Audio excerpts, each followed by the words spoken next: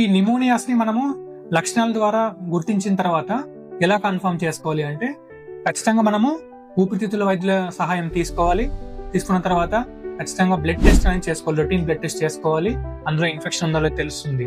తర్వాత ఎక్స్రే అనేది ఛాతీ ఎక్స్రే, చెస్ట్ ఎక్స్రే చేసుకోవాలి. అవసరమైతే సిటీ స్కాన్ కూడా ఖచ్చితంగా చేసుకోవాలి. సో సిటీ స్కాన్ చేసుకోవడం వల్ల మనకు అడ్వాంటేజ్ ఏంటి అంటే, సో ఎంత వరకు ఎక్స్టెండ్ అయింది, సో ఎక్స్టెంట్ ఆఫ్ డిసీజ్ ఎంత ఉందని తెలుసుకోవడానికి. తర్వాత అవసరమైతే మనము గల్ల పరీక్ష కూడా చేయాలి. సో గల్ల పరీక్ష చేసినప్పుడు మామూలుగా మనకు ఇండియాలో చాలా శాతం మనకు టీబీ అనేది చాలా కామన్. సో ట్యూబర్క్యులస్ నిమోనియా అనేది కూడా మనం ఖచ్చితంగా రూల్ అవుట్ చేసుకోవాలి. సో ఈ గల్ల పరీక్షలో మనము టీబీకి సంబంధించిన పరీక్షలు, తర్వాత ఇతర నిమోనియాలకు సంబంధించిన టెస్టులు ఖచ్చితంగా చేసుకోవాలి.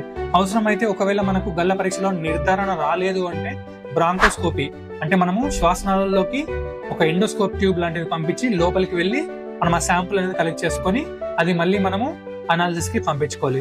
సో ఇవి చేసుకోవడం వల్ల మనకు నిమోనియా అనేది నిర్ధారణ అవుతుంది.